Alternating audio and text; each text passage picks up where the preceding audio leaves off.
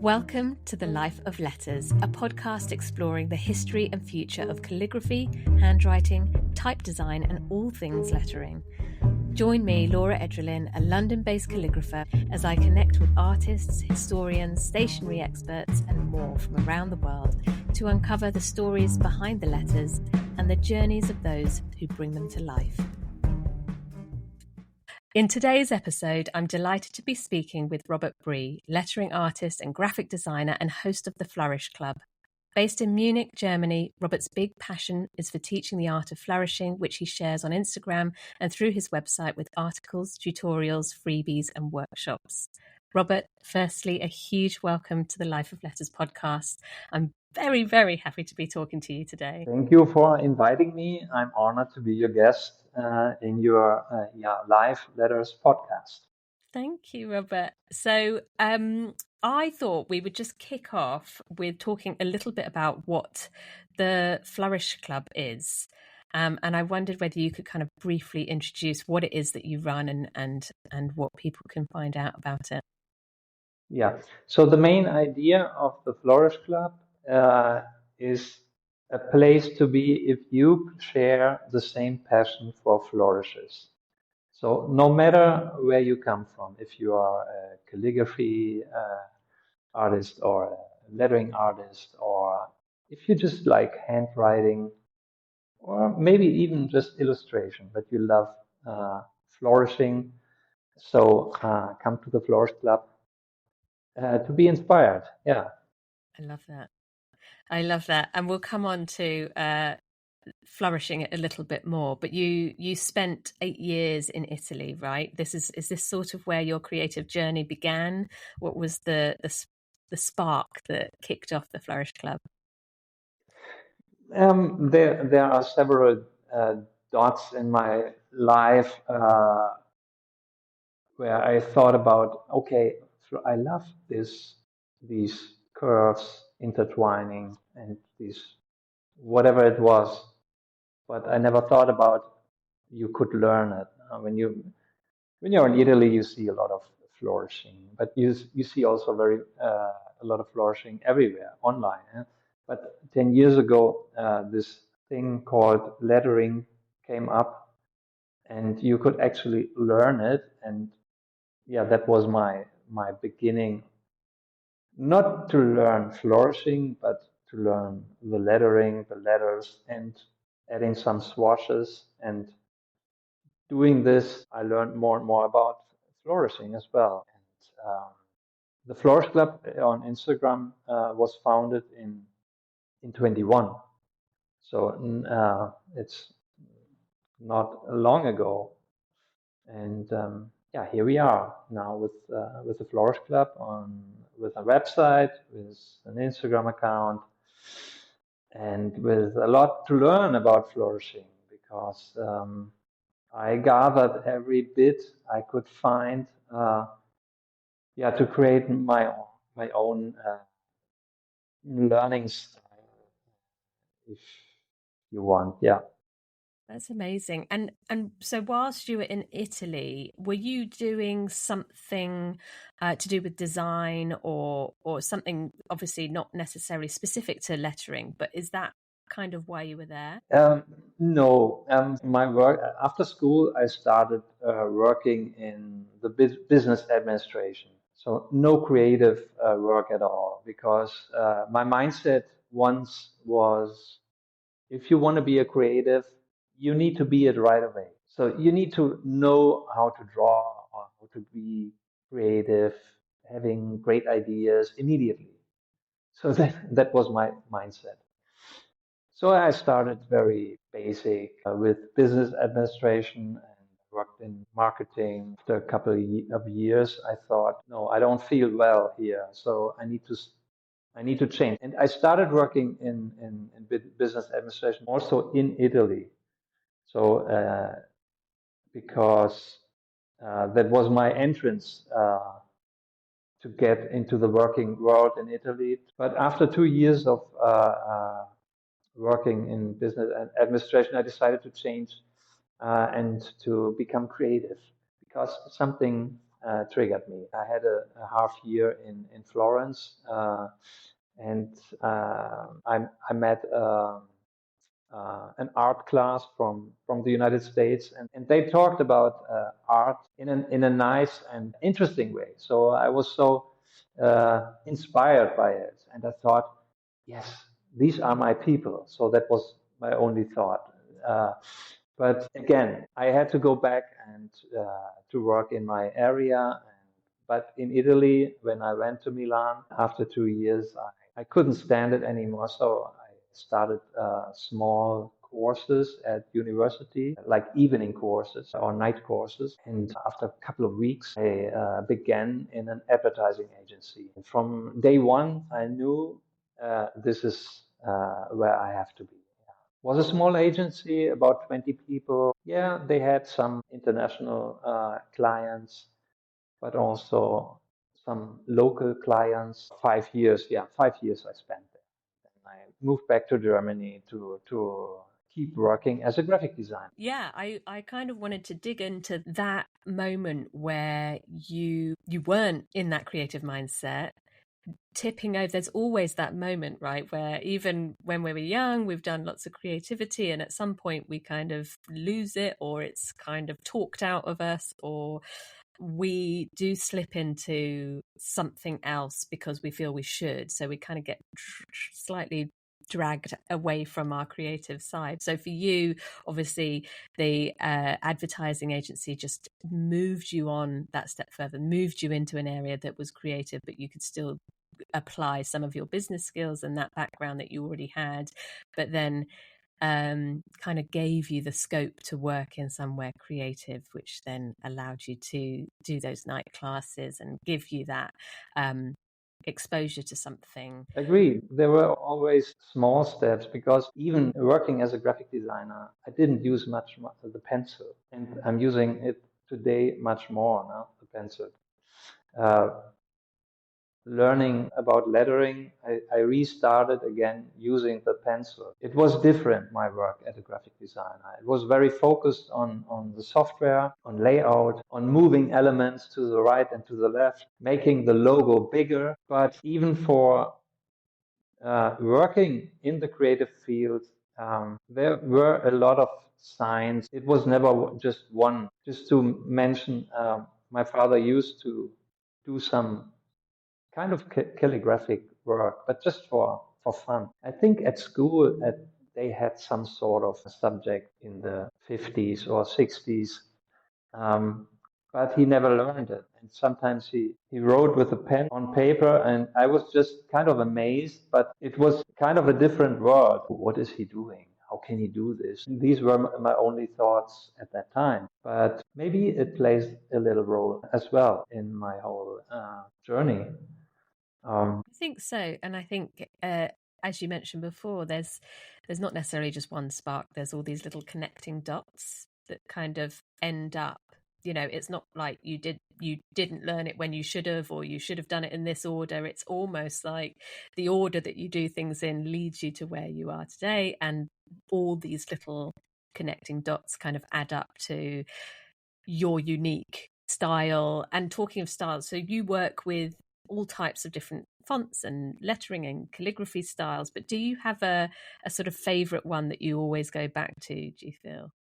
Yes, I remember when I started with lettering, I started with all kinds of letters, like serif, non-serif. But in the end, I fell always back to script letters, of course. The script letters had these curves, these elegant, smooth curves, thin or thick, elegant or dynamic, no matter what kind of script it was. I can tell the script style is my style. Even if I like to do once in a while a little black letter to mix it with flourishes, my go-to style is always an elegant or dynamic script style. Yeah, and I guess that really lends itself to the flourishing styles that you teach. And for me, and probably so many other people who maybe at various points in their on their journeys with lettering and calligraphy, flourishing is so often one of the hardest parts of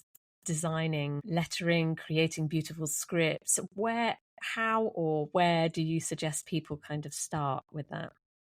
So yeah, but, if I look at me, I started with lettering before I even started to think about to practice flourishing. If you want to learn how to flourish, you need to learn the letters first. Maybe somebody wants to learn, oh yeah, I want to do these decorations, but it's better to learn first your letters because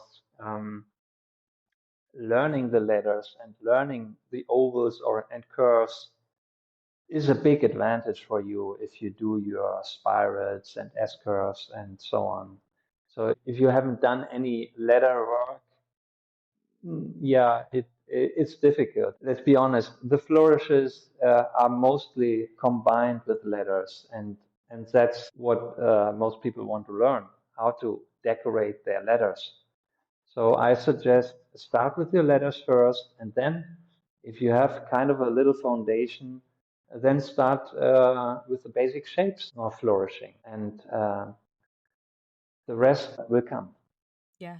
It's a practice, isn't it? And I think some of your emails, your Instagram, your website, the courses that you run, like I've dipped my toes into a few of them, and they're so full of incredible kind of eye-opening practices that you said it takes a few goes at things to kind of realize how far you need to take the pencil, or the kind of flow that you need and the shapes and where you go wrong. It's all these different elements, and I guess things like pen to paper can come after pencil, like you were mentioning, like a lot of pencil work, so you're able to kind of rub it out and adjust it, would you say?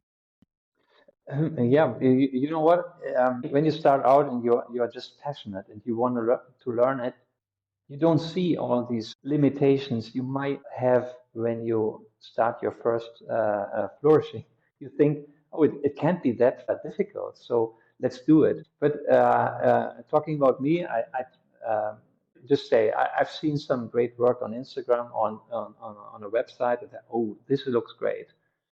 Okay, I will do it. And then I try to copy it, and then I I look at my piece and the other piece, and why does it look so different?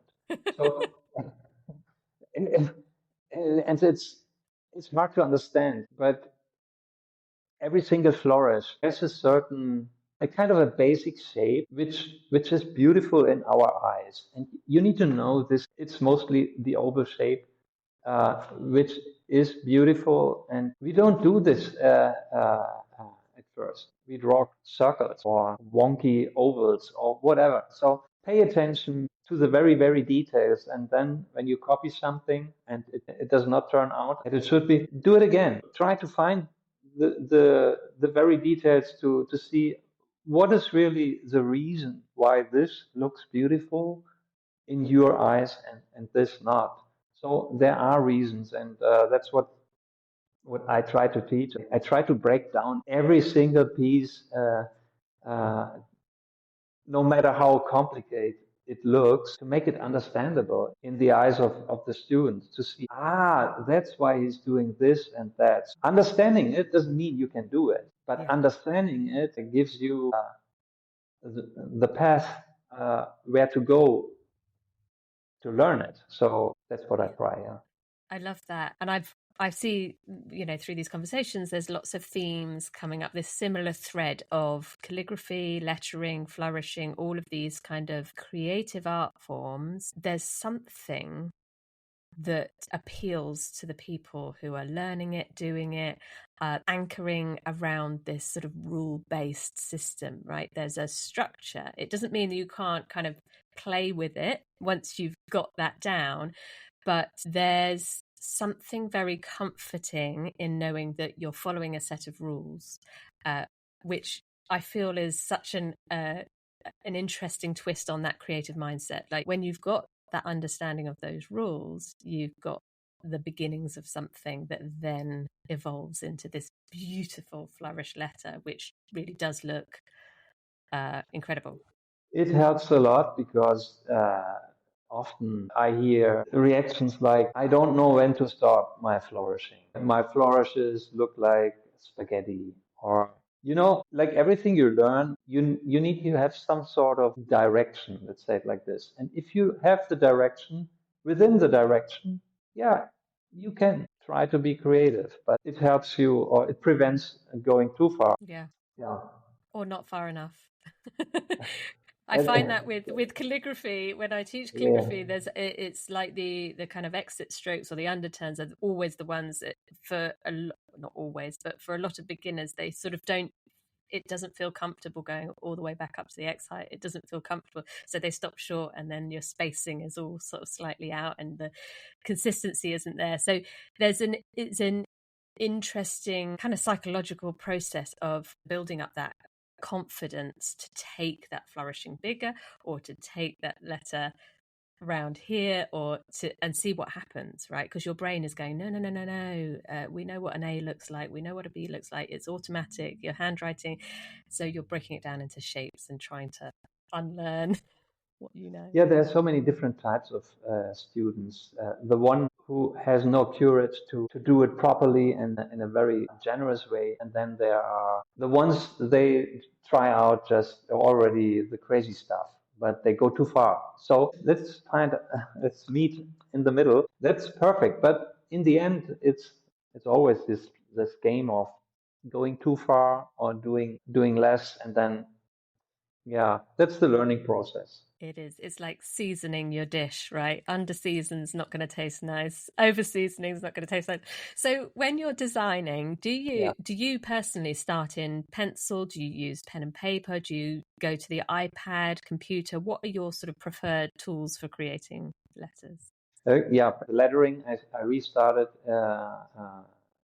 doing or creating with a pencil, and it was a rough start. My first letter was kind of I don't know, sans serif A. After I did this letter, I thought, oh, how is it possible to do a whole alphabet? I was so tired after one letter.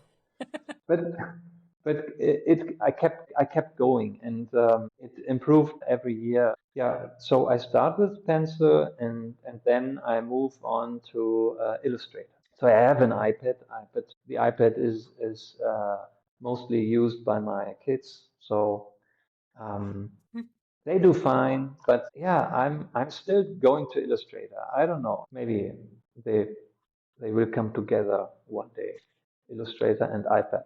It's that graphic designer in you. I think once you know Illustrator or any of the kind of serious, I would call them serious design programs, I think it's great that you've got that. That's, it's something that you can do so much more with the letters, right? You can vectorize, you can do things that you can't do on it. Well, certainly Procreate has its limitations. So yeah, I think, and everyone struggles with sharing devices at home. I can relate to that. And then you run courses and workshops, and you've built this incredible kind of community with the Flourish Club. But that began, I think you mentioned, with lots of collaborations with fellow lettering artists. Can you tell us a little bit more about what you were doing there at the beginning? Yeah, so the initial idea, so I had an Instagram account, a personal Instagram account, and I shared graphic design, some lettering, yeah, sometimes also flourishing or logos, maybe once in a while some personal stuff. But I was never sure about the identity of this account. Should I do this a little bit more or less? I did not have any concept or idea where to move on. And in 21, there was this idea to create a new account about, yeah, just flourishing. I thought, yeah, do it, see what happens. Having so many followers and fans about flourishing internationally, so I thought, yeah, why not doing an English account, a pure English account for about flourishing, because it's a niche, and maybe it's even better to do it in English to reach more people, because many like to watch flourishing. And the first days, or yeah, first 2 weeks, I posted older postings about flourishing, but there was already so much traction and so much interest that I kept going, and it grew so fast.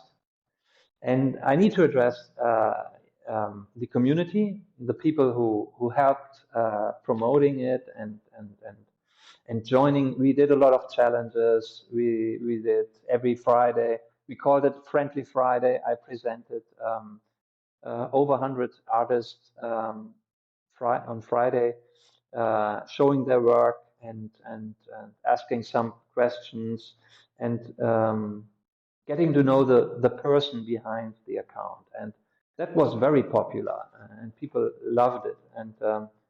And the calligrapher from England, Miranda Songa, she is a very passionate copperplate calligrapher.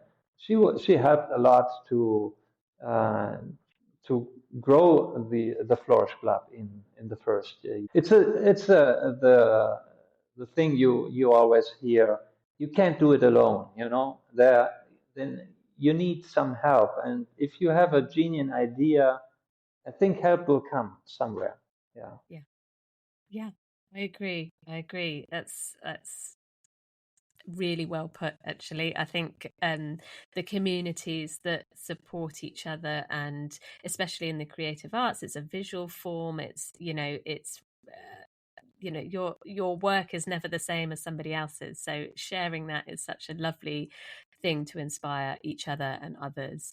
And then, so within your courses, your workshops, have you got some new things going on at the moment? What's happening with events and things? Yeah, so I have different courses. I have self-study courses, and this year I started again the online live courses on Zoom for beginners and for advanced flourishing enthusiasts. And yeah, I'm organizing also the lettering days in Munich with the great team together in November. It's the 7th year we are doing it, and there's always too much to do. So what happens? So for those of us who don't know much about lettering days, what happens at these events?